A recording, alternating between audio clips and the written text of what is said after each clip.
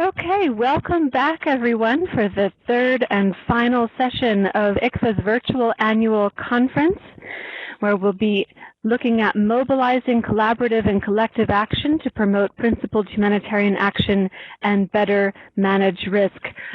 For those of you who have been with us all day, you already know, but in case anyone is joining us new, my name is Inherit Lang. I'm the Executive Director of PHAP, and I've been serving all day in a co-facilitator role as PHAP collaborates with ICFA to ensure that their annual conference can go on in spite of not being able to meet physically together. So it's wonderful that we've had so many hundreds of people joining throughout the day. Delighted to see all of you here, both in the Adobe Connect platform and many of you in the live streaming on YouTube. So great to have you all with us for this last discussion, which I think is going to be a very interesting one. I'd like to hand the floor over and introduce Mirella Schuterici, who's Director of Policy at ICFA and is the moderator of today's session. Yes, sure, Anharat, and thank you very much. I would like to say hello to all the colleagues that are with us this afternoon, and I'm looking forward to this discussion. Thank you. This is the last session of the annual conference of ICFA, and of course, as the expression goes, last but not least, a very important session.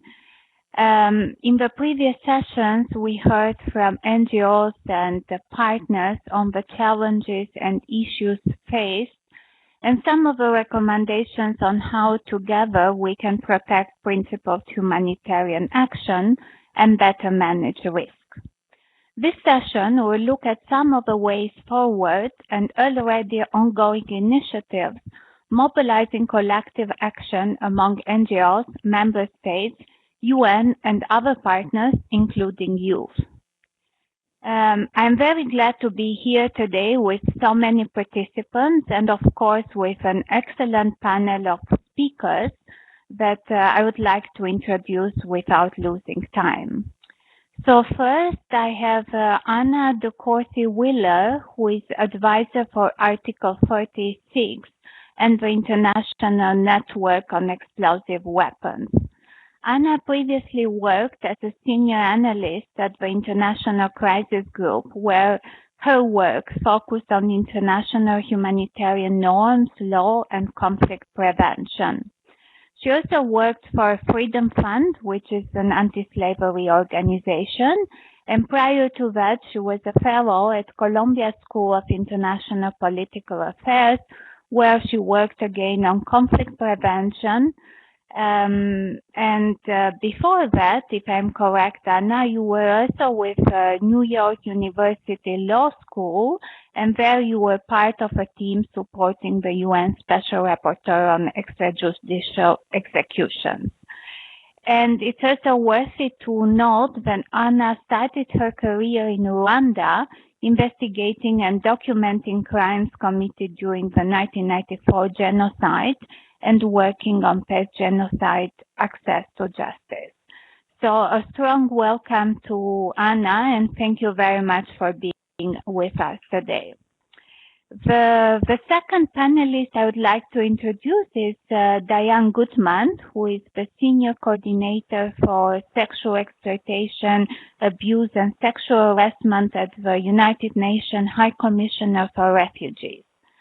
Diane started in this position in April 2018, but prior to this, she was the UNHCR Deputy Director for the Bureau of Europe and Head of Operations for the European Refugee and Migrant Crisis Response from June 2015 to November 2017. Diane has also worked with UNHCR in Sudan, Rwanda, Tanzania, and Kenya, and with the United Nations missions in Cambodia and Haiti. She has also held positions with various civil society organizations, including at the Human Rights Watch, Women Refugee Commission, and the Norwegian Institute of Human Rights. Diane holds a bachelor and master degree in law and has also worked as a lawyer in private practice. So thank you, Diane, and welcome. I'm also pleased to have as a speaker Martin Menger, who is desk officer at German Federal Foreign Office at the Division for Humanitarian Assistance, Policy, International Organization, and Multilateral Coordination. Before this current assignment, Martin was posted to the German Embassy in Kosovo. He's a political scientist by training and holds an MA in International Relations. Thank you, Martin, as well for joining us today. And last but not least, Roxanne Taibaksh, if I pronounce correctly your surname, Roxanne. And Roxanne is a global focus point for the Migration Working Group at the UN Major Group for Children and Youth. Her work is focused on the Global Compact for Safe, Orderly, and Regular Migration. But Roxanne is also a recently graduated doctor based in Leeds, England, and she has worked with refugees and migrants for many years, locally and internationally, having volunteered in Greece, in both Lesbos and in Domeni, throughout the peak of the European refugee crisis. As a doctor, she has an interest in disaster medicine management and emergency response, and is currently engaged in the COVID response in the UK. So a big thanks also to Roxanne for being with us here today.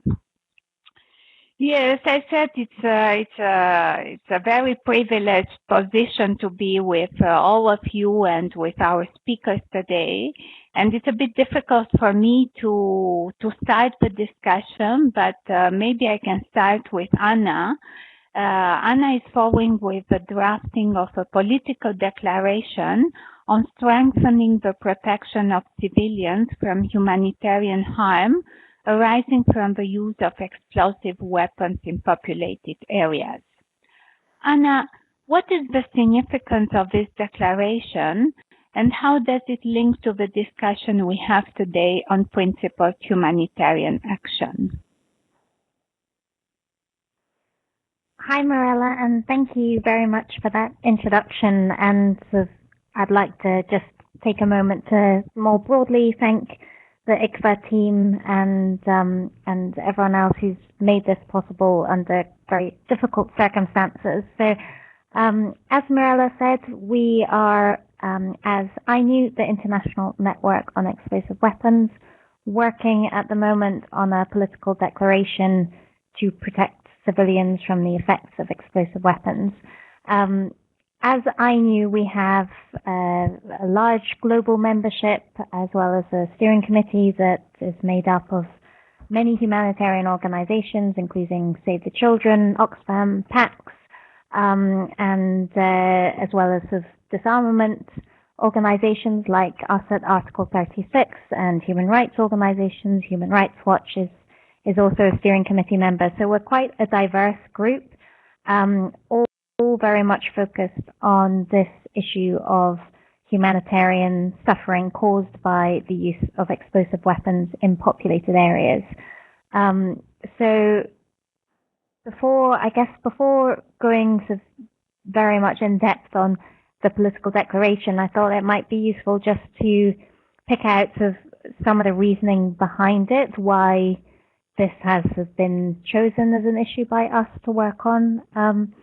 And it really comes from what we've seen in recent years in terms of an increase in urban warfare and the humanitarian effects it has for civilians. So civilians are, as a consequence, increasingly at the center of hostilities, and that raises important questions that have come up earlier today as well around how we can better protect civilians in conflict and how humanitarian action can be rolled out more effectively.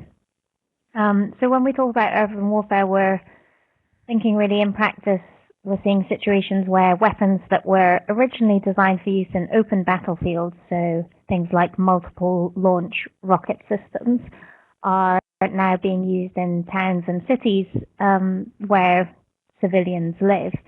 So these are contexts where their use is for us, completely inappropriate because of the scale of the area that they impact and the harm that they present to civilians. And just to give a rough idea of sort of the scale of that harm, of course, we all have huge problems with collecting data on sort of the humanitarian effects of conflict, or really any data in conflict situations. But ongoing data gathering that's been going on for the last 10 years or so has consistently found that 90% of the casualties caused by the use of explosive weapons in populated areas are civilians. So we've identified this as a key humanitarian challenge of our time, and we're not alone in this. This has been raised over the last decade and more by the UN Secretary General, by the ICRC and their president. But for us, it's of a key protection of civilians and humanitarian concern. And a lot of this is, some of it might seem like just the inevitable consequences of conflict, but for us, we've traced it very specifically to a decision to use of explosive weapons where civilians are present. So there are the direct harms that all of us as a humanitarian community are familiar with. So people killed and injured, lifelong disabilities, brain damage. There's documentation of specific effects on women, including miscarriage, as well as of less visible but no less important severe psychological trauma and grief. And then there's the damage to critical infrastructure, which again, we're all very familiar with. The destruction of hospitals and medical facilities, schools, homes, key utilities such as electricity, water, and sanitation.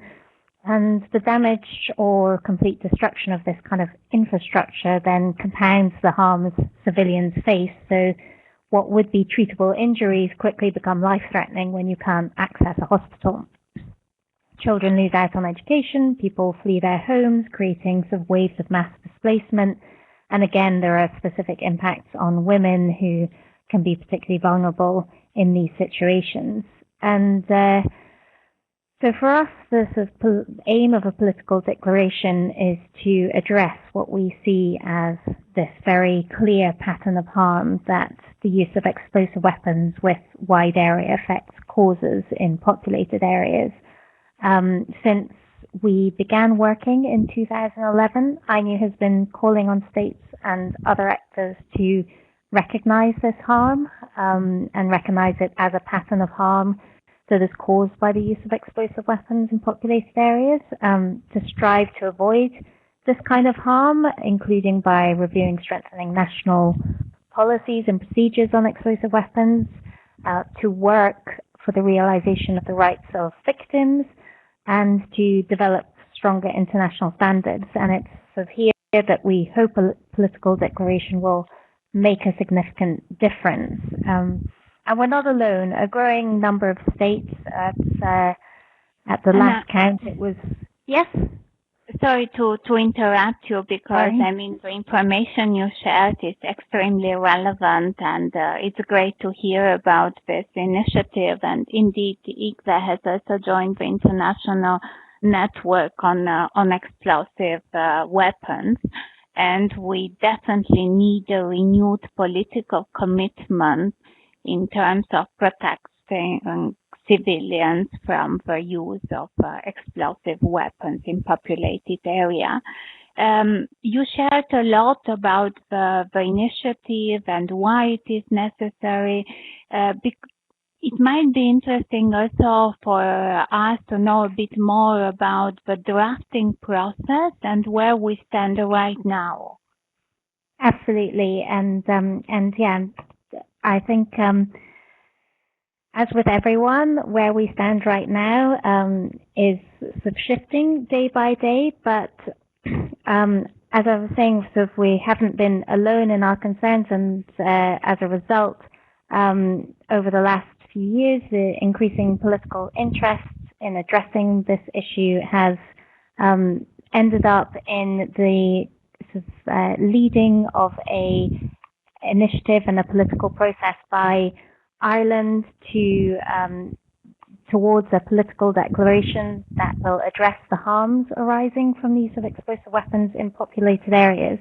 So 2 rounds of consultations have already happened in Geneva. They were announced last year at a global conference on the issue convened by Austria. The first 2 rounds have happened. The next round was scheduled for the 23rd to the 27th of March in Geneva, but that has now been indefinitely postponed due to the current health concerns. But I can give you a bit of background on how the consultations are progressing so far and where we're up to, which has been sort of a very positive but at the same time sometimes fraught process. So the first consultation focused on suggested elements for a political declaration, and there were, I'd say, around 70 states in the room, many offering very substantive and practical proposals for the development of the political declaration. The second consultation, which was held in February this year, was a more detailed discussion. The Irish had drafted a paper on the elements of a political declaration that was developed in large part from the input given by states at the first consultation and covered most of the key issues related to the humanitarian and protection concerns over the use of explosive weapons. So the second consultation was sort of a detailed discussion of going through this paper and feeding back to Ireland sort of ongoing concerns, criticisms, support for various elements. And just yesterday, they circulated a draft declaration for the review of the states, NGOs, civil society, and other international organizations. So throughout this process, INU has emphasized the need for a clear and unequivocal commitment against the use of explosive weapons with wide area effects, the need to recognize and respond to the harm from what the ICRC has termed the reverberating effects, so the damage to infrastructure and services where damage to one element causes failure elsewhere. For example, a strike that affects a electricity grid then has knock-on effects for the ability of hospitals to function or water treatment plant to function, etc. And the last thing we've really been emphasizing is the need to strengthen the commitment on victim assistance. So currently the process has been going well. The first draft from the Ireland is strong, but we are very much kind of in the middle of the process. There is still kind of quite a bit of discussions to be had on some of the more technical language, and those discussions that were due to be held in March are now somewhat indefinitely postponed. Similarly, the endorsement conference that the Irish had planned for the last week of May in Dublin has now also been postponed, and I'm sure many people on this call are finding the same. A lot of their sort of long-term international initiatives are in a somewhat suspended position at the moment, but certainly progress continues to be made, and it's promising thus far. Thank you very much, Anna. You definitely gave us a very good overview of the process, of importance of this political declaration, and also on its content from the draft that we have available so far. I have one last question for you. When it comes to the implementation phase, because of course we don't want a declaration for the sake of declaration, we want it to bring to concrete positive changes on the ground. So once the declaration will be approved, will be there a kind of monitoring mechanism, and what role do you see at that point for NGOs? Yeah, that's a really good point, because certainly the end point is not sort of the declaration, it's sort of a means to an end, and in some ways sort of a vehicle as opposed to an end goal. as the content of the declaration, the monitoring is very much to be decided. As I would say, as a political declaration and thus not a treaty, it won't have a formal monitoring mechanism the way some of our colleagues in human rights and other bodies might be more familiar with. But I would say the role of civil society will be incredibly important here. As the process has progressed, we've been very much included as civil society in the development and framing of the issue and the consultations, and we've been in very close contact with the Irish and others who are really driving this process. So I expect that kind of role for NGOs and civil society to continue after in terms of the monitoring. It's likely that civil society will do quite a lot of the monitoring, perhaps in a less formal way. If you look at the Treaty on Cluster Munitions and on landmines, there's been sort of a big role of civil society in terms of monitoring the impact of those types of weapons on communities, but also monitoring the implementation of the instrument in line with key operational commitments. So it will depend a little bit on what operational commitments are in the declaration, but we expect civil society to play sort of a big role in terms of monitoring as it evolves. Thank you, Anna. And I think that we are also following and participating to the consultations around the draft declaration. We are keeping our members informed about the drafting, and we'll also follow up with the implementation phase. So we'll have a follow-up discussion also once the declaration is approved about how we can jointly play this role and push towards a better implementation of this declaration. Now I would like to address another speaker, and I was thinking maybe Martin, and he's representing a state, Germany. And I would like to ask you, Martin, if Germany is also following with this political declaration that Anna mentioned, and what is the Germany's position? Hi, yes. First of all, thank you for inviting me. It's really been an excellent and very interesting day. Germany is very supportive of the process of drafting a political declaration. It has been also engaged in the process. And also now internally within the Foreign Office, we're looking at ways how we can explore linkages between the declaration and the humanitarian call for action, because they do share some similarities in their approach. And Martin, you mentioned the humanitarian call for action. I'm not sure all the participants are aware of it, so can you please tell us more what it consists of and why is this humanitarian call for action needed right now? Yes, I'm very happy to do so. Maybe I can first touch a bit about on the process of how the call came into being, and then also talk about its substance. The humanitarian call for action is an initiative of both the German and the French foreign ministers, Heiko Maas and Jean-Yves Le Drian. It aims to strengthen the respect for IHL and principled humanitarian action. I see that a couple of slides are loading, so you can also follow it. Maybe it's easier also to have the visual aid for those online.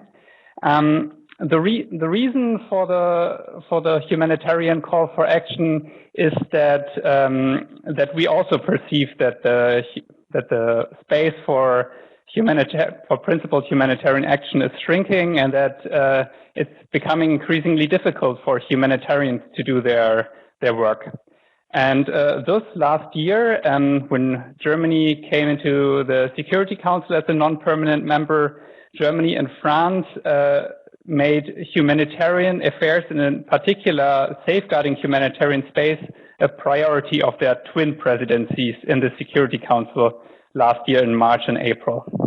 And the first day of the German presidency on April 1st, 2019, was then devoted to humanitarian affairs with an official meeting of the Security Council, as well as an ARIA meeting on protecting humanitarian and medical personnel. There were also, and there were not only member states talking, but also humanitarian organizations, including members of ICFA. And out of these discussions, the two ministers then announced the drafting of a humanitarian call for action. The call was then drafted in a process that was led by Germany and France with a group of like-minded countries, and also supported with expertise by OCHA and the ICRC. And then last year at the margins of the General Assembly in September, the call was presented under the umbrella of the Alliance for Multilateralism.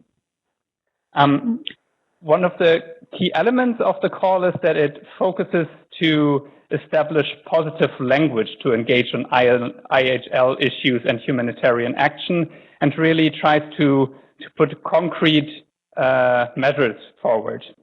It has five areas that you can see here on the screen for those of you who are online. The first one is on reinforcing national frameworks. For example, strengthening rules of engagement, or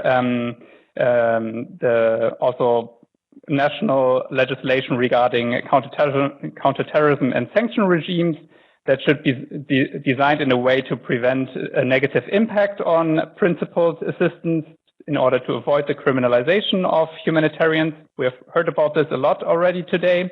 A second area is on improving knowledge on IHL, for example, training partner forces, supporting the provision of training to non-state armed groups, and also supporting dialogue with financial service providers in order to avoid de-risking and over-compliance. A third area deals with influencing parties to armed conflict, for example, to allow and facilitate safe, rapid, and unimpeded access to humanitarian assistance. And it and there's also a commitment listed on that one should also consider sanctions to impose sanctions on those who obstruct the delivery of humanitarian assistance or who attack humanitarian workers. Another important element is the call to support humanitarian organizations to build negotiation capacity in order to be able to negotiate access. The fourth and final substantive area of the call is on data gathering to have better data regarding the harm of civilians and humanitarians, on cooperation with fact-finding mechanisms, and it also includes a strong commitment to the Rome Statute. And finally, the call includes a section on the follow-up in order, because these points can only really make a difference if there is an exchange between states on practices that work in order to improve the situation for humanitarians. Thank you, Martin. It is great to hear about this initiative, and also great to hear that states are also concerned about the risk to principled humanitarian action, and that they are engaged in trying to address this risk. How do you see concretely the collaboration between states and NGOs, but also other actors, on the implementation of a humanitarian call for action? What the states are concerned, we already have 43 states that endorsed the call. This is a good start, I would say. This is a significant number among which we can now also exchange good practices, but obviously this is not enough. So Germany and France together are continuing to advocate for more states to come on board. I think it is also encouraging to see that a lot of these states signed up for this under the umbrella of the Alliance for Multilateralism, because that shows that states consider principled humanitarian action as a key part of multilateralism. And then, of course, we also nationally now have to look at our commitments as Germany and see how we can get better and implement our commitments. For example, through support of the Center of Competence on Humanitarian Negotiation, or through support for Geneva Call, which provides training on IHL to non-state armed groups. In terms of NGOs, I think that there's an important aspect there, because the call is aimed at states at first, but NGOs were there from the beginning, telling us what the issues are. And now that the endorsers of the call have made this political commitment, I think it's important that NGOs follow up and hold the states accountable. And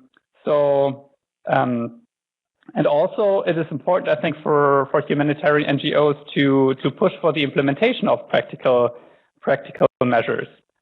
As I mentioned, the call includes a provision on exchanging good practices between the states, and I think that their NGOs have a crucial role if they have a good practice with the state on, let's say, for example, implementing counterterrorism measures and sanction regimes on how to deal with that it does not impede humanitarian assistance. And I encourage you to encourage the states to share this with the other endorsers of the call, so that other states can learn from these good practices.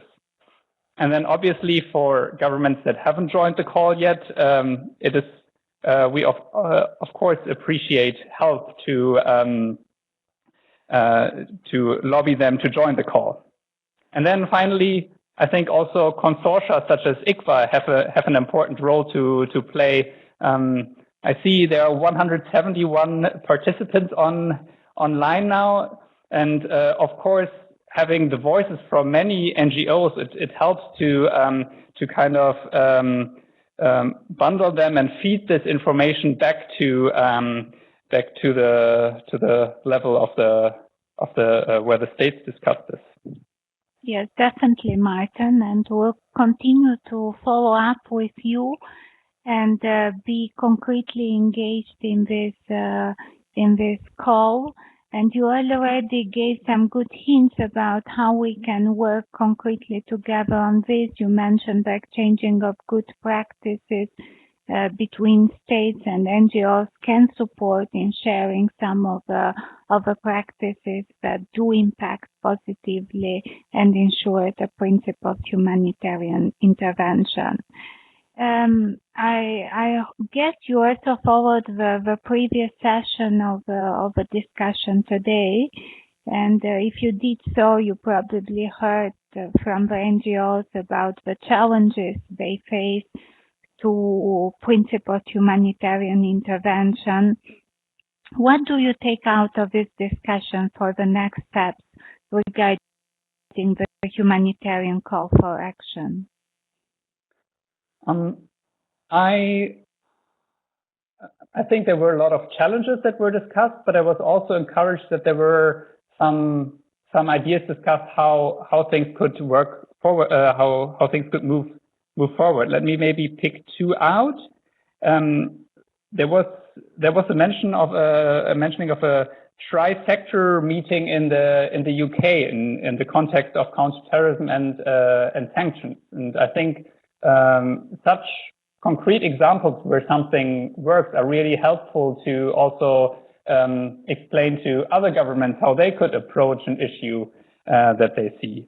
And then another aspect was that it is important to make a concrete case how, for example, requirements on compliance affect or impede principled humanitarian action on the ground. I think that this for us as, the humanitarian branch of the government, the more concrete we have information how certain things affect principled humanitarian action, the easier, I'm not saying it's easy, but the easier it is to bring this up also with other parts of the government and to try to find solutions. So I think these examples were very helpful, and I encourage you to also discuss those with other endorsers of the call. Yes, for sure we will, and we'll also continue to follow up with you on how you can help the NGOs in addressing some of these challenges. And I have a last question linked to this, which is also a bit more of a general question. As a representative of a state, what is your advice to NGOs? How should they raise concerns on the risk to principled humanitarian action with states and seek their support in exploring solutions? To maybe link up to my previous answer, I think one can't assume that states always know what the situation on the ground is. This is why we have good humanitarian partner organizations. And obviously we follow the issues, and if we see issues, we take them up. But there might be a significant time lag then, and it really helps us when NGOs also collectively raise issues. I, for example, can give an example. When there was a discussion of listing Al-Shabaab under the sanctions regime of the Security Council Resolution 1267, which I think does not have which does not have humanitarian exemption clauses in it, while Al-Shabaab is listed under a different regime that has these exemptions. NGO approached us and told us that this would severely hamper them in delivering humanitarian assistance in Somalia. And through this pressure, this made it easier for us to form a coalition with international governmental partners and put stop this. So I think it's really crucial to bring these issues to the attention. A second point maybe is, don't assume that governments or states are unified actors. I'm sure you know that, but I think it can be very helpful to also seek the dialogue with parliaments and with financial regulators and explain to them what humanitarian work is, because us in the humanitarian branches, we are already among the converted, so to speak. And it helps from multiple angles to increase the understanding what principled humanitarian assistance is and why it is important.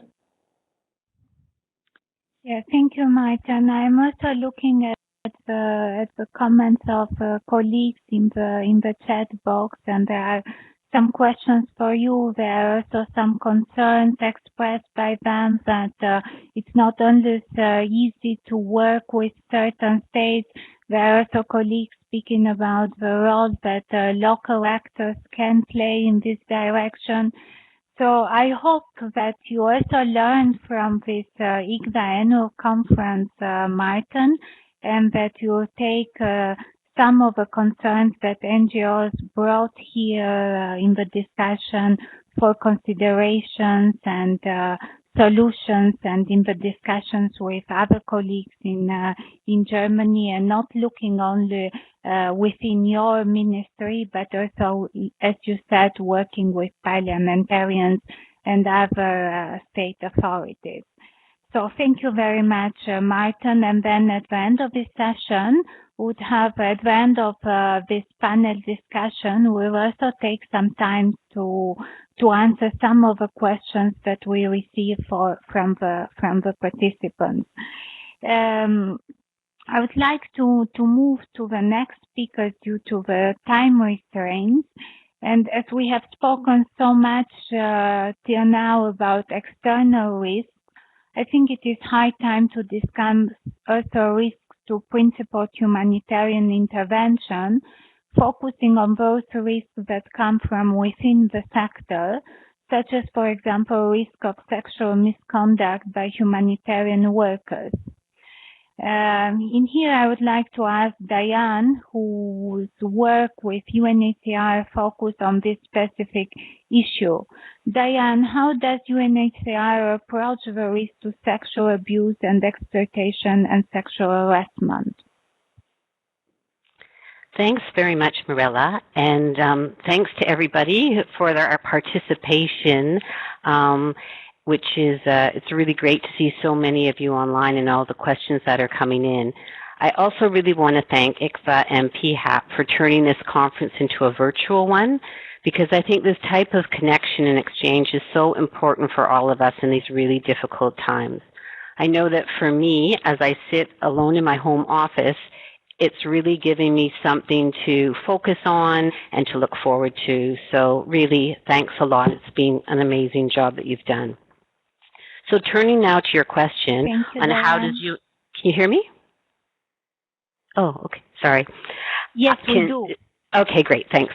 So turning to your question, as we're a heavily based field organization with amongst the highest number of personnel and partners in the UN system, we take a lot of pride in working together with our partners very closely with and for the populations we're mandated to serve. However, given our frequent and direct contact with people of concern, we and our partners are also particularly exposed when it comes to risk of sexual misconduct. So I think that's a very good point that you made, Mirella, about the risks from within the humanitarian sector, and this is an enormous one. So since 2018, UNHCR has taken a real step change in our approach to tackling sexual misconduct. First, we brought sexual exploitation and abuse and sexual harassment together as issues that share the same root causes, the systemic and endemic power differentials and gender inequalities that remain entrenched in our organizations and which provide fertile ground for such abuses to happen. We feel that this decision was really the right one, also because initiatives to address them can be mutually reinforcing. And I'd be very interested to hear from other participants how they're tackling it, if they've brought these issues together and what their experience has been. Second, we've really reinforced our safeguarding structure in two ways. We developed a multifunctional team, including investigation, legal, ethics, human resources, innovations, staff welfare, security, and others, working closely with our regional bureau and field offices. This is complemented by dedicated capacity to work on tackling sexual misconduct. So it's a bit like the work on gender, where you have mainstreaming and at the same time targeted action. And the third point is that we've had really strong leadership at the top. I have to say that the engagement by our High Commissioner and Deputy High Commissioner on this particular issue has really been exceptional, bringing the whole organization together to move forward quickly, comprehensively, and creatively to eradicate sexual misconduct. So with these kind of ground changes, we've made progress on several fronts, including ensuring accessible and trusted reporting and disclosure mechanisms, strengthening investigation and disciplinary processes, empowering our workforce and creating safe spaces for dialogue, and working to ensure organizational and management accountability. Now, I know this sounds perhaps a bit abstract, but within these broad parameters, we have taken a number of very concrete initiatives. I'm also conscious of the time and happy to elaborate further on them in the Q&A, and we also have a dedicated website on this which people can look at. Just in closing on this question, I'd really like to stress that a victim-centered approach is really at the heart of what we're trying to do, to be guided by victims and survivors, which means we strive to ensure that is formed by their views and experiences and trying to give them as much control as possible. It's not always easy. There are challenges and a lot more needs to be done, but that's what we're aiming for. Yeah, thank you, Diane. Indeed, all agencies should put this issue high on their agenda. And as you mentioned, Diane, leadership by top management is a must. And we should and could do better in terms of assisting victims to come forward and also to receive the service, the protection, and all the support they need. You mentioned that you can share more during the Q&A session with all of us about the work done within UNHCR, but what about the collaboration with partners, especially NGO partners? How does UNHCR works with NGOs to address this common risk? Okay, thanks so much, Mirella. Yes, working with our NGO partners is really the foundation of delivering on our mandate. In some locations, we rely exclusively on our partner.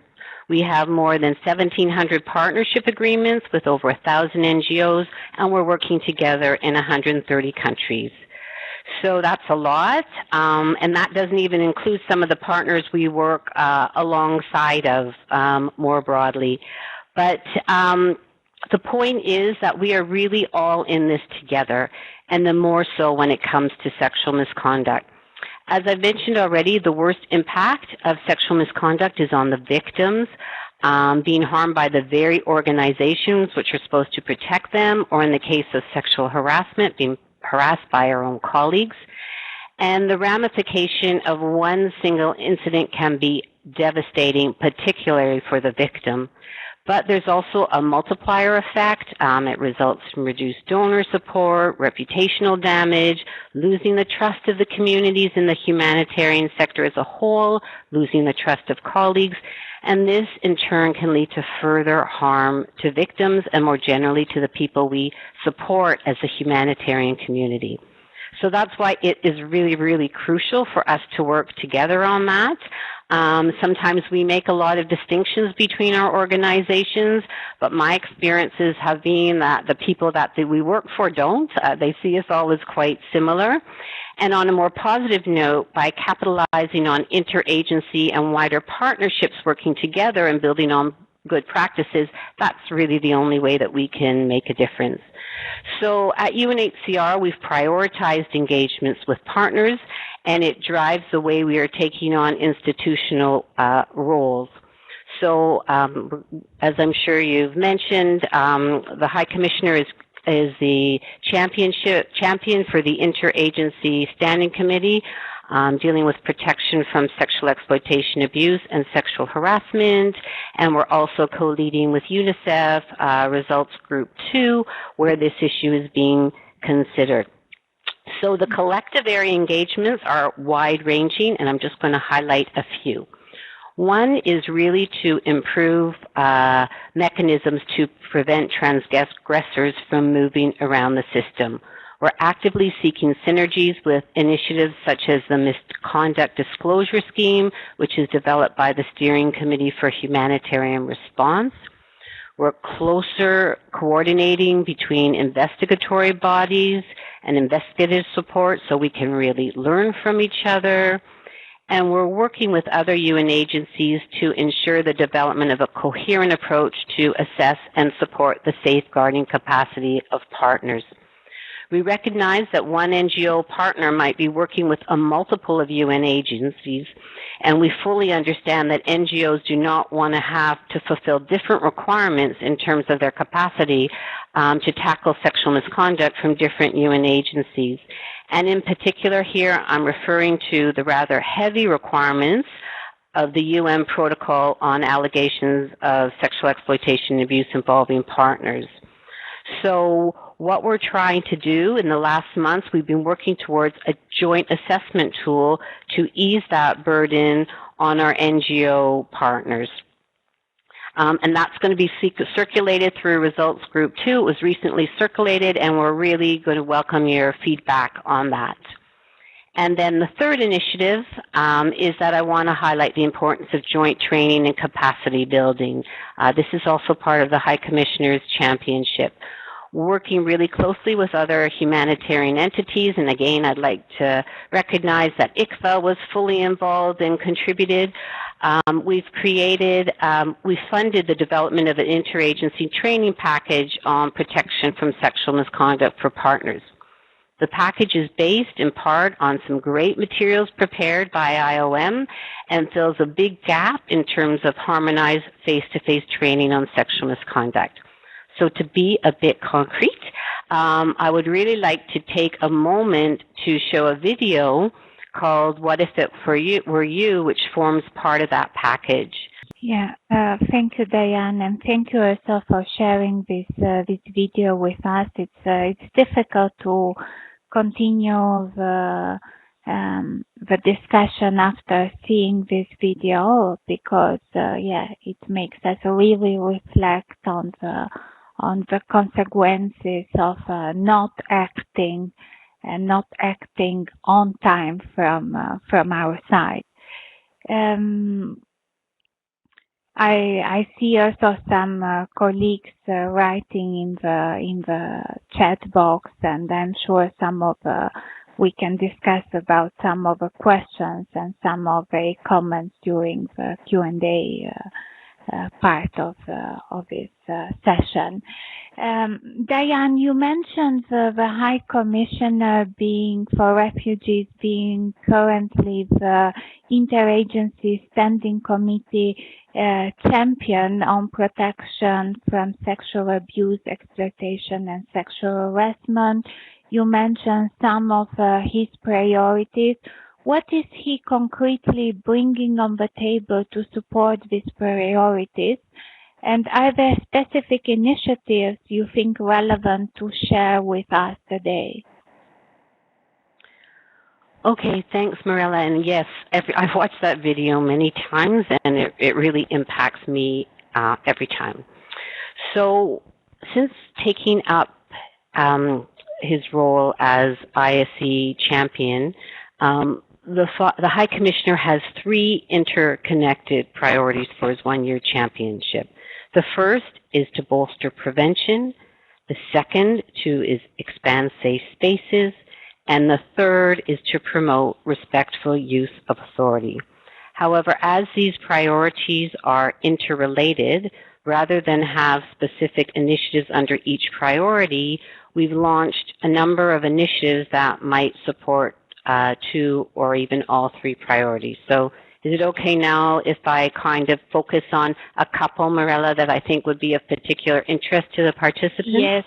Yes, please, okay. Because unfortunately we will not have time to consider them all. Exactly.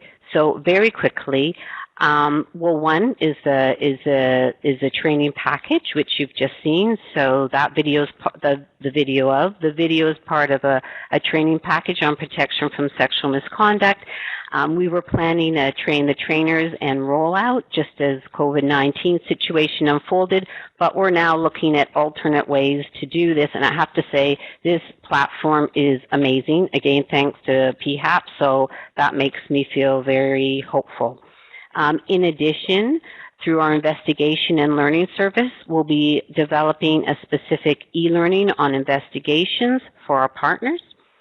And importantly, in the last month, in partnership with ICFA and through Results Group 2, a fund to support partners to develop and disseminate outreach and communications material on protection from sexual exploitation and abuse is being developed. So we initiated the fund with contribution of $200,000.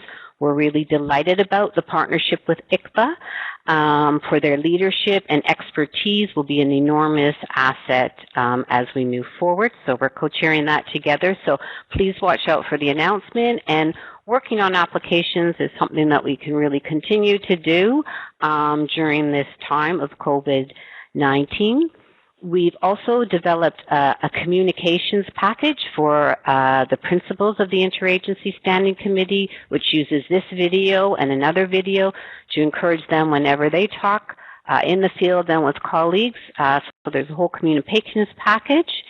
And then finally, we're doing one more initiative that I'd like to highlight. And this reflects back to my initial remarks where I talked about, the roots of sexual misconduct, how it lies in gender inequalities and power differentials. So while we need to look at our systems, our structures, our policies, and reporting and make improvement, because these are essential building blocks of our safeguarding systems, we're still short of something. And our structures won't hold until we've strengthened the foundation and managed to foster organizational cultures and norms that prevent sexual misconduct. And this requires a lot of thorough reflection on our own attitudes and on how we use the power and privileges that we have. So through the championship, we know that a lot of agencies are working on this. They're looking at their organization cultures, how to improve them, and we really want to facilitate a sharing of good practices and resources. So through Results Group 2, we're looking for any good practices in this area, and we'll compile them into a very hands-on handbook. Many of you might have been consulted already through Results Group 2, but if there's some participants that aren't there working with ICFA also, we really welcome that you share your practice. And just in closing, I wanted to highlight, we've made progress, but we really have a long way to go on this collective journey, especially for those of us who have a large presence in the field and we're working in very complex environments. But we're in this together, and I look forward to many more opportunities to connect with you to address this together. Thank you, Diane. We are definitely together on this. And thank you very much also for mentioning the joint fund. And SICVA, we are aiming to launch together with you and other colleagues of the Interagency Standing Committee the call for proposals soon. And I hope there will be lots of interest by the NGOs, and we'll support them to make the best of this fund. So this is definitely a very good opportunity, and you mentioned a number of other initiatives, Diane, that I am sure will help the sector to move forward in addressing sexual exploitation, abuse, and sexual harassment at the workplace. So thank you very much, Diane, and I would like to move the discussion now to another focus area, and it's linked to the discussion we had with Diane, because if we want to deliver better for the people we are working with, we have to involve them, and we have to ensure that they fully participate in the intervention. And Roxanne is today with us. Roxanne is the global focal point for the migration working group at the UN Major Group for Children and Youth. So maybe we can start with you, Roxanne, by asking you, what is exactly this UN Major Group for Children and Youth? Hi, Marilla. Thank you for your introduction. And before starting, I also wanted to echo my fellow speakers in congratulating the ICFA team in their navigation of today's very rapidly changing environment and their work in making this conference a reality. So thank you for that. The UN Major Group for Children and Youth, or the UNMGCY as we call it for short, is the official platform for youth engagement within UN processes. So that everyone's aware, youth within the UN space is defined as those below the age of 30. So it's not quite as useful as you may think. The structure of the UNMGCY is reflected by that of the UN. So for every UN process, a respective working group is created to reflect the engagement. So for example, the migration working group that I'm a part of was only created during the process of the GCM negotiation, which I'm sure we'll talk about soon. We're a voluntary and fully independent entity from the UN. We're made up of youth from a vast array of professional backgrounds, including academia and civil society. And in this way, we can act as a wide-reaching representative body. And just so that people know, one of our requirements is that while you hold a mandated position such as myself, you're not actively working for governmental or UN agencies, which also goes towards helping secure our independence. Yeah, great. Roxanne, you mentioned the GCM, the Global Compact on Migration, and you supported youth voices at the drafting process. What were some of the youth messages during the drafting process, and did they manage to influence the process? Of course. To give a little bit of context for those who aren't familiar with the global migration process, just to begin with, to help contextualize, the GCM is short for the Global Compact for Safe and Orderly Migration, and it's the first document of its kind produced with the aim of providing a globalized approach to migration with the aim of reducing the levels of irregular migrations through solutions that facilitate regular migration. It's a UN process, so it has a UN-led agency review mechanism, but there is within the global migration space also an established annual governmental process known as the GFMD, which is the Global Forum for Migration and Development. So there are these two processes. One is UN agency-led and one is governmentally led, and the GCM belongs to specifically the UN agencies, but both of these processes are occupied by essentially a large number of the same stakeholders, the same people. In regards to the GCM specifically, we had 4 youth priorities, which came about through the consultation of 200 youth from over 50 different countries that we brought together during our Global Youth Forum that we held before the adoption of the GCM. And the 4 youth priorities consisted of, firstly, looking at the creation of jobs for youth and the ensurement of decent work. Secondly, the promotion of quality education and transnational recognition of skills. Thirdly, the investment in the mitigation of drivers of forced migration, such as climate change and disaster risk reduction. And our final focus of the GCM was combating the exploitation of youth, such as through human trafficking and child detention that can occur throughout each phase of migration. It's very interesting to hear about the interest of youth to get engaged in all these processes. Now that the GCM has been signed by a vast majority of states and we have moved in the implementation phase, how does the youth perceive its roles, and what concrete actions are being undertaken by youth? Mm-hmm.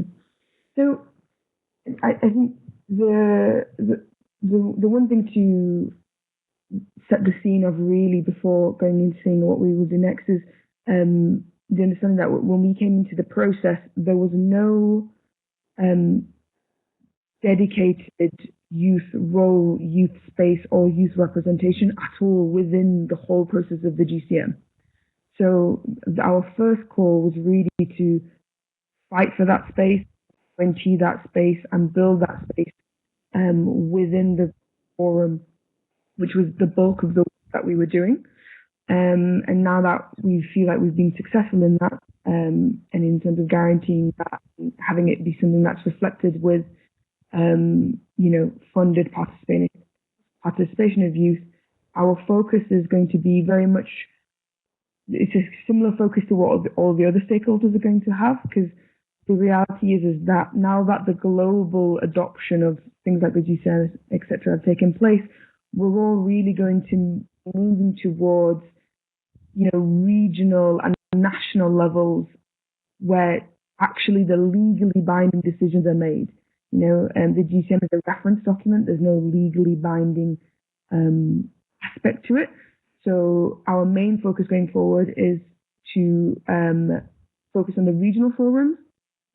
And at the moment, the regional review methodologies for the GCM haven't been solidified. So there's no formal suggested model. So through our youth forums, we trialed a model which is essentially a round table model, which we believe is a methodology that enables all stakeholders to engage through a flattened approach. And we found within our experience, it's really led to facilitate honest, concrete solutions. So one work that we're going to be doing is trying to lobby this methodology to be taken up within the regional reviews. In regards to concrete youth actions at the moment, just for the interest of time, so within our last youth forum, we held focused regional roundtables on regional work and thematic work that youth are undertaking. And from each of these roundtables came an outcome document, and that outcome document clearly aligns youth priorities, current youth activities, and then thirdly, youth asks for what can be done to take youth work to the next level from the variety of stakeholders. And all of these outcome documents can be accessed through our website. And there's 14 of them, so there's a lot of them. So for the interest of time, I can give that as a reference for people to look to in more depth after. Yeah, that would be great. Thank you. And I'm a bit afraid that we are running out of time. So I have one last question for you, Roxanne, because you spoke about engagement of youth. So how do you see NGOs engaging with youth, and what would be your recommendations to do better? So through my experiences, I think my key messages to those would be encompassed in three quite simple principles, because obviously we all work in a vast array of settings. But the first principle would be to please aim to holistic youth involvement. If you recognize the importance of having tomorrow's future generation of leaders, and essentially those who are going to inherit the consequences of today's decision makers at the table, then please ensure that they have guaranteed an equal voice. In short, don't speak on behalf of or for youth. They do have the capability of speaking for themselves. Secondly, would be a suggestion that obviously in a globalized world, the globalized generation can often provide the most concrete perspective. So only because youth may have less experience, it doesn't negate the capability of great minds in producing and managing innovative solutions. So I would like to bear that in mind. And lastly, youth can often bring social cohesion through what can sometimes be a slightly non-egotistical approach to causes. And I think one strength that we found within our work within the UN is that, the naivety that was sometimes seen with from, what we might reference to as like the elders, they're not really the elders, but essentially non-youth actors, is that the naivety that we can be brushed with can also give us the space to speak a lot more frankly than others, and we can often be the voice of reason. We can be the actor that requests accountability that are full of bureaucracy. So in summary, those would be the three key bullet points that would constitute as my advice for NGOs, just to bear in mind when we're interacting with youth and trying to tackle youth. Yeah, great. And indeed, I do agree. We can very much use some new ideas, some out-of-the-box approaches, and we do see concretely how youth contributes to social cohesion, which we definitely need today more than ever. I know we can continue the discussion with the four speakers for very long, but I would also like to hear from you, Angara, if you could share some of the questions for the speakers.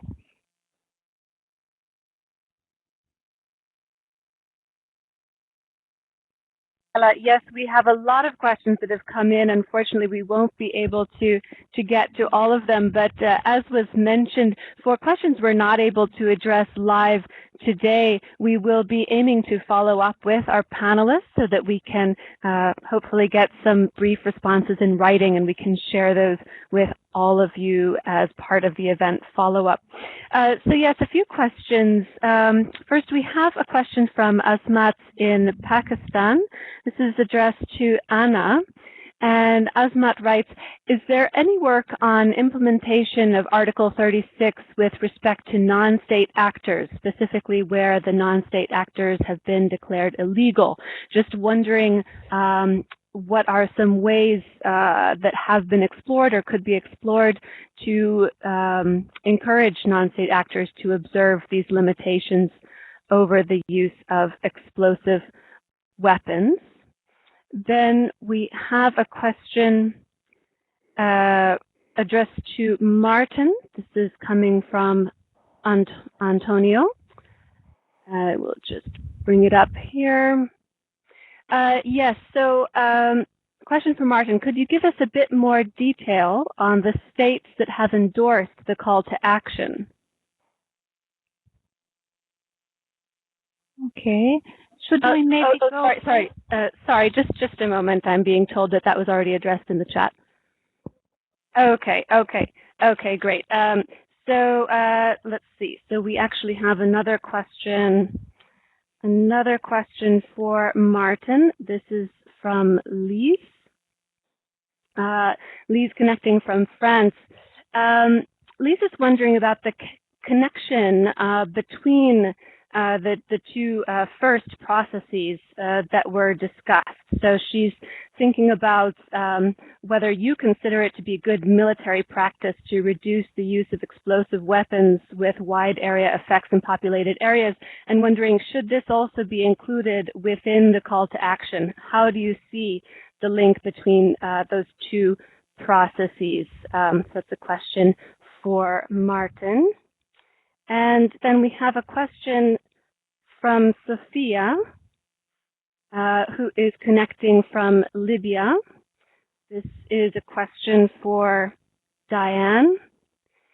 So Sophia writes, thank you so much, Diane, for your presentation. You mentioned the development of a coherent approach to stop transgressors from moving around the system.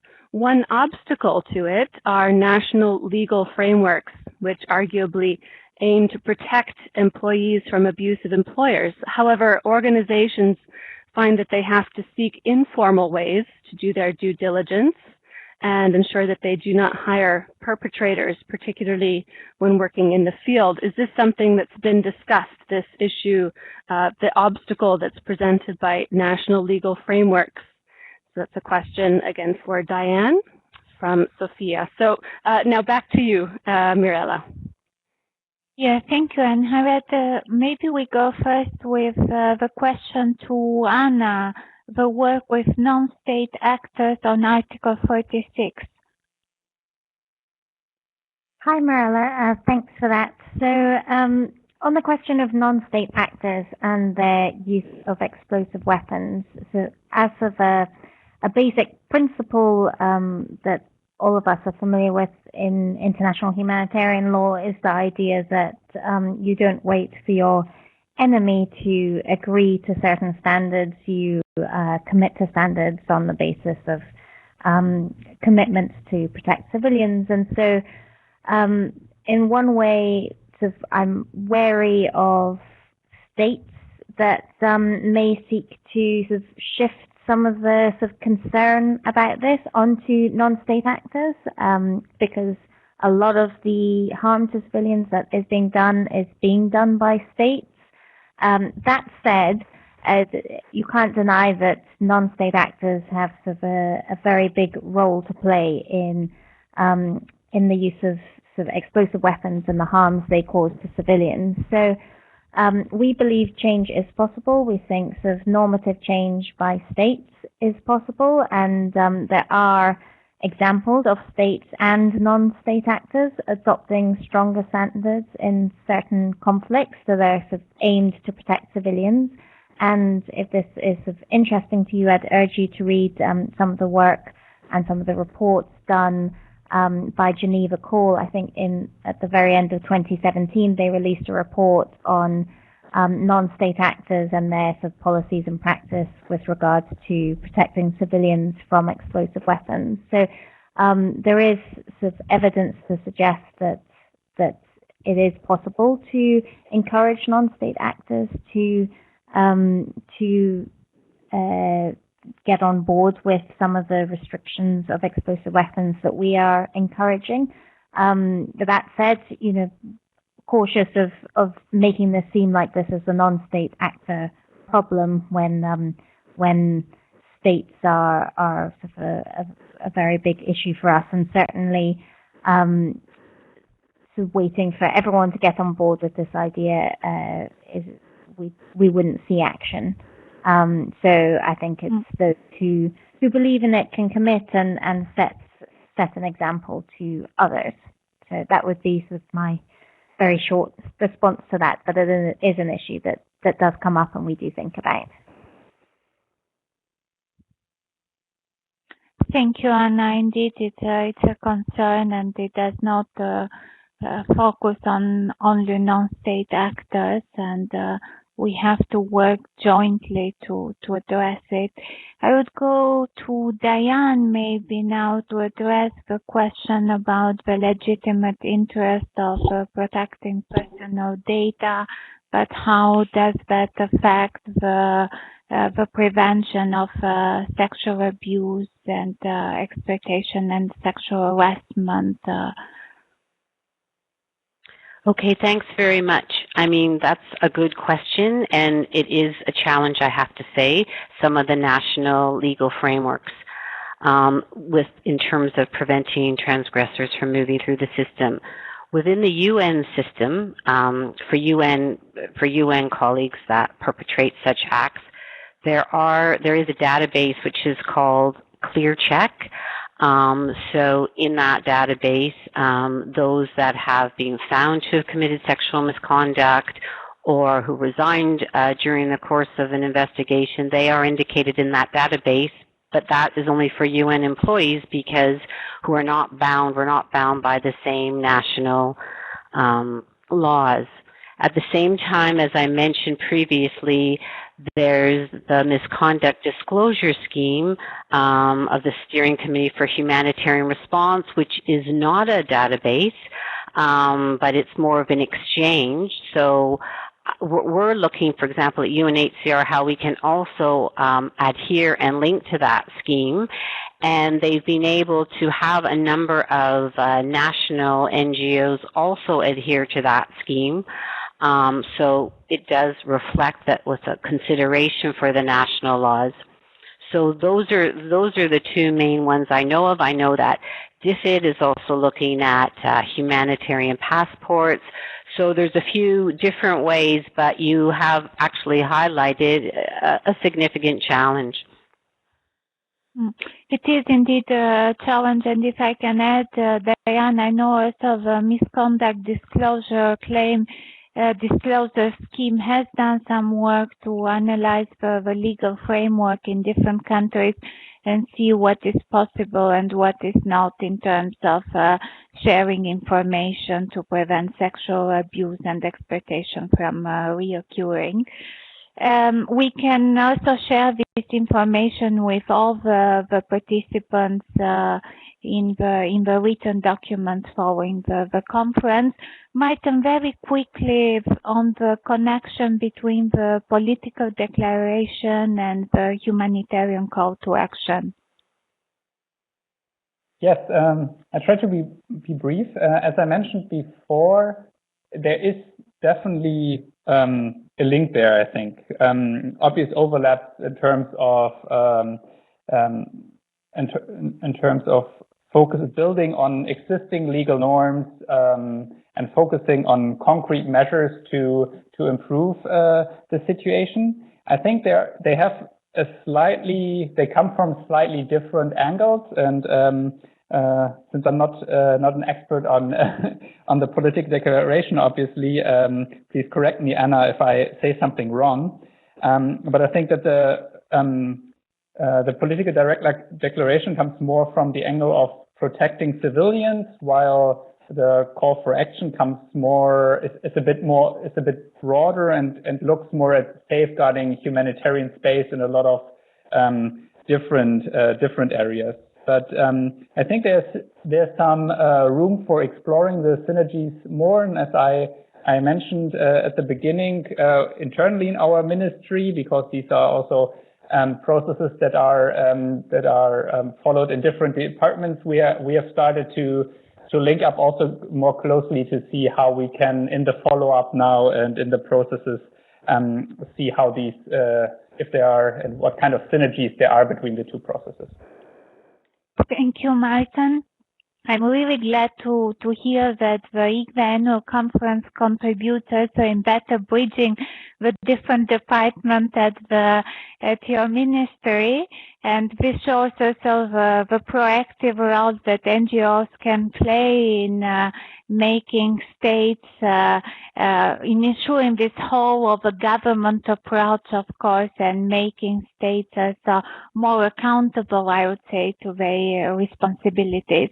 Maybe one last question, because I see we don't have much time. Actually, we are supposed to finish now, but Angered, if we can continue for another 5 minutes, and I would go very quickly to Roxanne. Roxanne, do you think the youth is interested in participating and contributing to the discussion that we had today during the ICVA annual conference?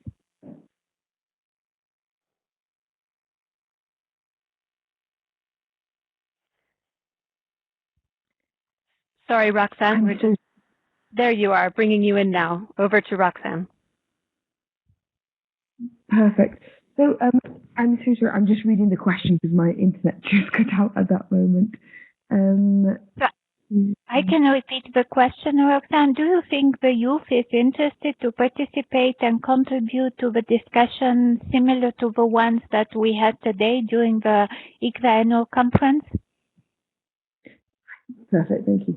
I mean, of course, I think the real importance of the matter is the fact that youth at the moment are on the front lines of a lot of these issues. So, for example, when I was in volunteering in Greece, most, the average age of volunteers would be between 25 to 30. At the moment in the UK with the coronavirus, the doctors who are on the front line actually aren't the seasoned, experienced consultants. It's the junior doctors such as myself, who are those who are with the patients 24 hours a day on the wards. And so a lot of the time, the youth are the ones who have to enact a lot of the policy, the policy and the decision made by those at the top.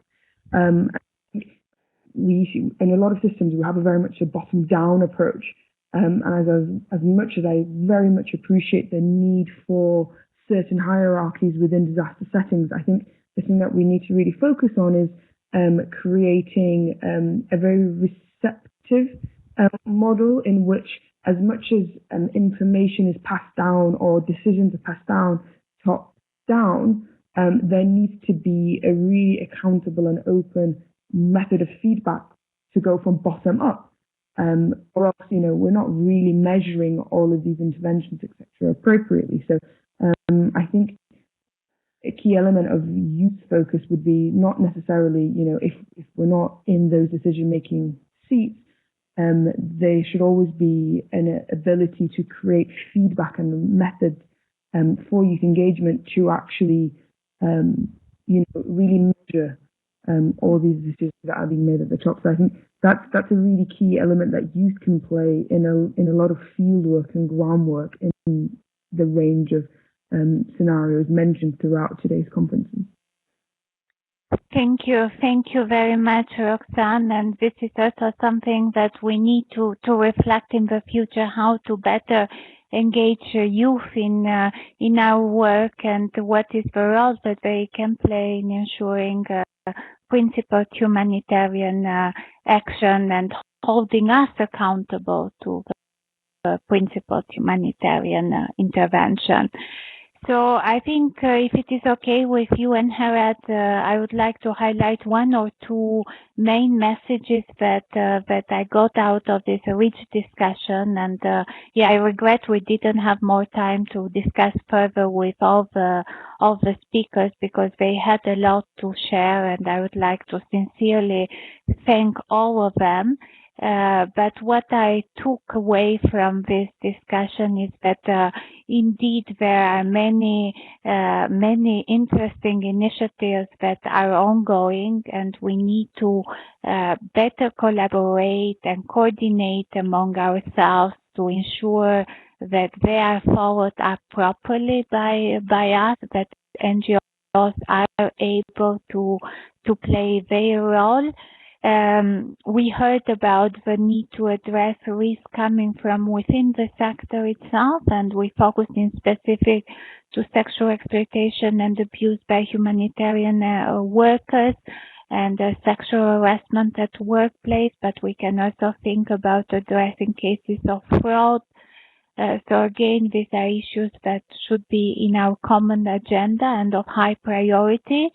And then I also heard that we need to do more to support enforcement of international humanitarian law and accountability under international humanitarian law. These are some of the points and priorities of a humanitarian call to action. And definitely all these complex challenges that we face today demand of us to work more closely and better together. And we need to think about innovative ways of involving the people we work with, including youth. So that would be my wrap up of this very interesting session. And I would like to thank also all the participants for attending and contributing to it.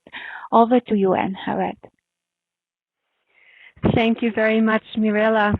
Now, as we come to the end of this, it was a long but very enriching day, and I know that many people I recognize the names have been with us through all three sessions.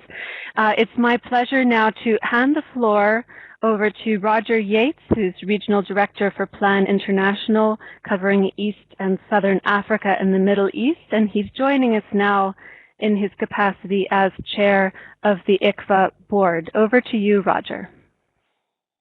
Thank you very much, Angarat, and thank you, everybody. So I've got a few minutes for closing remarks, but I think let me prioritize first with just a moment to remember why we're here. So let's take a moment of silence to remember the humanitarians who've lost their lives when delivering on our mandate, and those at constant risk in their work. Let's also remember the displaced people who face huge challenges and even loss of life as they struggle in their displacement. And finally, let's just remember for a moment those who are suffering directly and indirectly from the crisis brought on by the coronavirus. Let's have a moment of silence.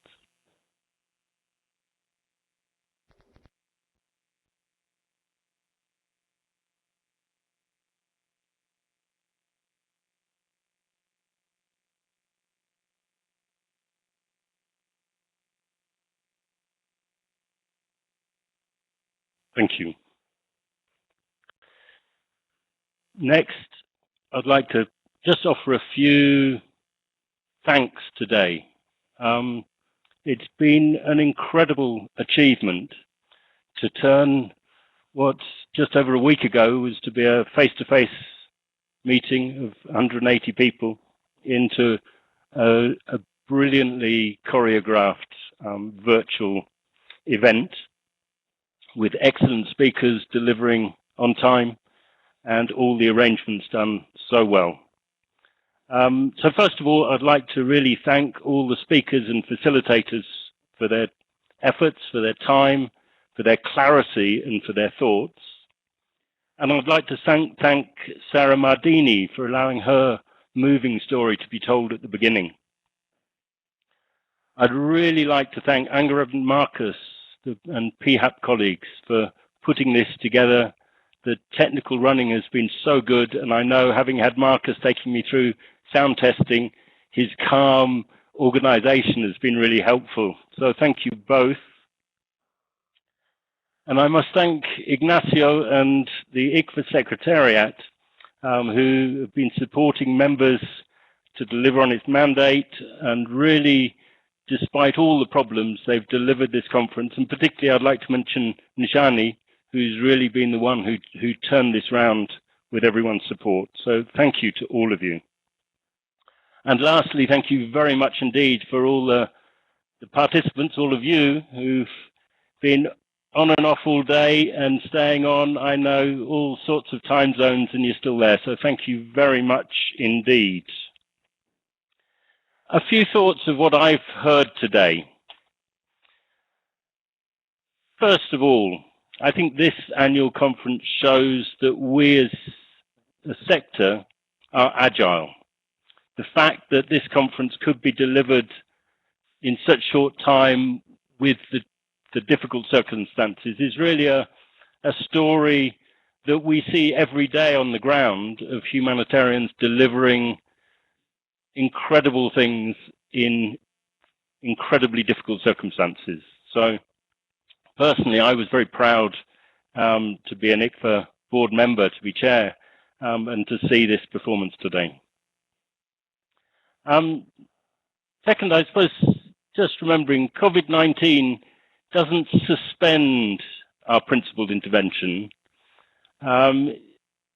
Eve told us, look, this is a humanitarian crisis, and we just have to make sure that we consider those who are off the grid in our responses and keep driving to respond. We discussed today about the ability of locally based humanitarian actors to respond, and of youth at the front line, so important. And also we discussed the importance of lobbying on exceptional measures from donors for quick decision-making and flexibility. ICFA's statement on this is available, and we will be, as ICFA, trying to press donors and getting open dialogue with all NGO voices on this and supporting collective advocacy work. I heard about principled humanitarian intervention being as crucial as ever. We all face enormous risks to deliver on our mandates in a principled manner, and the number of conflicts has not diminished. On the contrary, they've become even more protracted.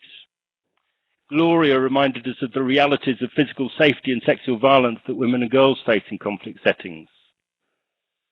We heard about NGO workers under attack. We heard from ICRC and a number of NGOs, ICFA members, on how our colleagues and friends have been kidnapped, tortured, and in some cases killed while working with the most vulnerable and excluded. Eve told us that in a polarized world, principles are more important than ever. To address some of these risks to principled humanitarian action, we need to do more to support the enforcement of international humanitarian law and accountability under international humanitarian law. Inga told us that we needed to do more together to press states and armed groups to uphold the law. The lack of accountability for grave breaches is a constant threat to our interventions, and we need further use and support of existing instruments to ensure the accountability for perpetrators of international humanitarian law at all levels. We heard how counter-terrorism measures are important to safeguard peace and save lives, but also how they might threaten principled humanitarian action. If they're not well formulated, they can hinder access to humanitarian work. Khalil reminded us that compliance requirements are developed without the understanding of the implications, so we need to speak out on them. And Hibak reminded us of the importance of having different voices at the table when we speak out. It requires us to adjust internally and externally, and we need to invest in acquiring new skills amongst our staff to engage with non-traditional actors like ministries of finance and treasury. The complex challenges we face demand of us to work more closely and better together. Roxanne reminded us of the importance of involving youth at all costs and in all stages. None of us can address challenges alone, and if we come with common positions and actions, we make a much better chance of influencing the environment. Gloria told us that we need much better inclusion of local and national organisations. This is really what ICFA does. This is key to ICFA's existence, is to bring NGOs together and help them to react jointly and to find the space to speak. Our principal work in support of refugees and migrants is also highly at risk. Humanity is core to our principled intervention. Sarah's story was a stark reminder of this. Ignacio mentioned today how ICFA and other civil society members on the Action Committee on Migration took a strong position on the situation in the Turkey-Greek border, where border management practices put at risk the lives of those we need to protect. We discussed how NGOs taking risks, including risks of being criminalized to protect the rights of refugees and migrants. We heard a strong message of solidarity with them today. Addressing risks coming from within the sector itself, such as risks of sexual exploitation and abuse by humanitarian workers, or of fraud, are also high on our common agenda.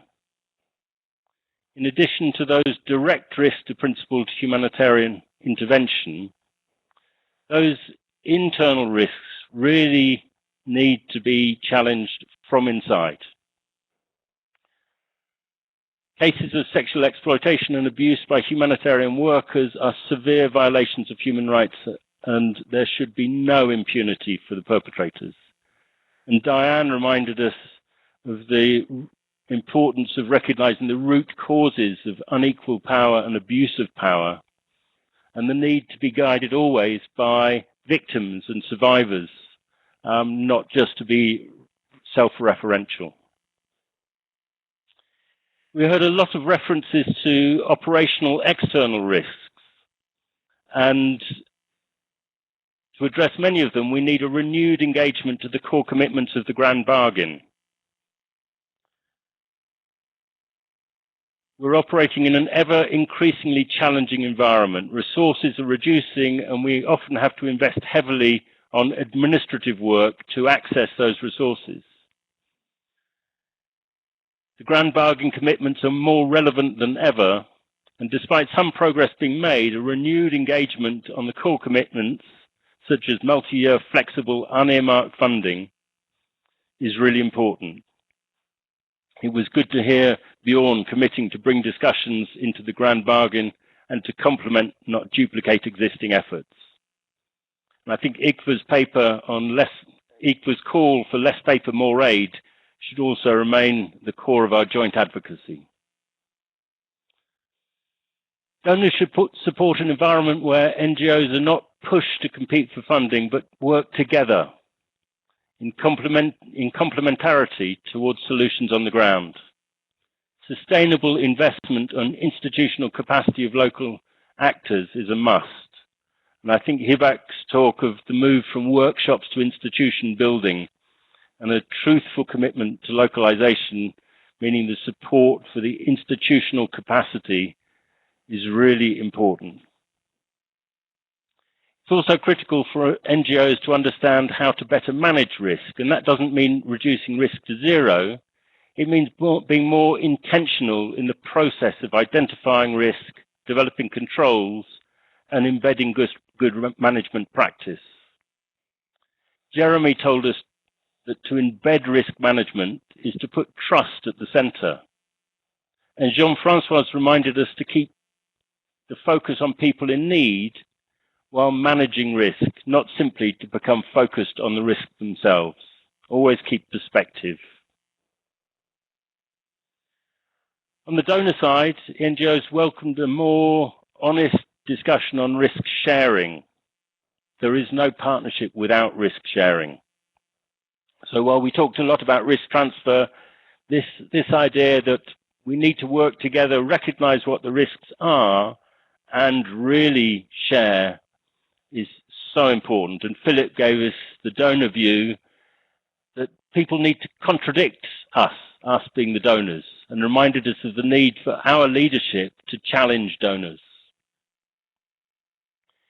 We heard today that despite the risks and challenges, there are also many partnerships and joint initiatives developed to protect principled humanitarian solutions.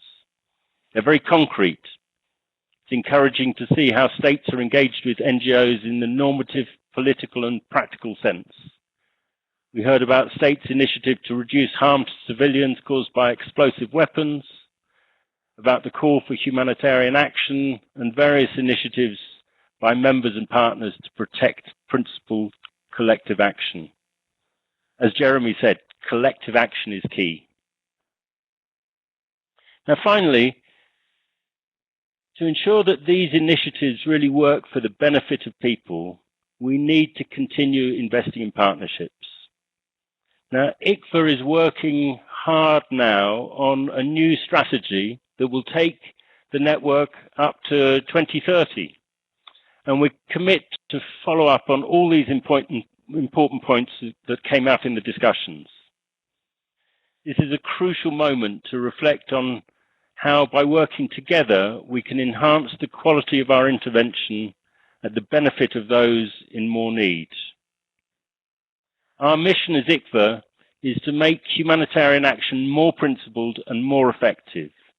So our next strategy is considering the trends affecting our work and how ICFA membership and secretariat can engage with those trends to keep humanitarian action principled and effective. So we'd really urge all of you to complete the survey which we're using to inform the strategy development, and then later on in the year engage with other opportunities that are coming through. We really need to have a strategy which is driven by the realities on the ground. So my thinking, as always after an ICFA conference, has changed. I've really developed ideas, I've heard new ideas and lots of stuff that I'll follow up. So thank you all very much indeed, and with that I'm very happy to close the conference. Thank you very much indeed to everyone. Thank you, Roger, and congratulations and thanks to the whole ICFA team. It's been a pleasure to work with you as always. As we close the room now, I'd like to also echo thanks to the many people working behind the scenes, both at PHAP and at ICFA, to ensure that the program, the technology, communications, captions, etc., worked smoothly today. And also to echo thanks to all of the participants for being an active part of today's very successful conference. Thank you so much for contributing in all of the ways that you have to the discussion. One last point, I'll remind everyone on a practical note, we have made event recordings for all of the sessions today, and these will be posted on the event page with subtitles in English, French, and Arabic. And you'll receive a notification about those videos as well as other follow-up to the conference via follow-up email. So with that, this is Ann-Herod and the rest of the crew here from ICFA and PHAP signing off. Thank you again and look forward to connecting with you in the near future.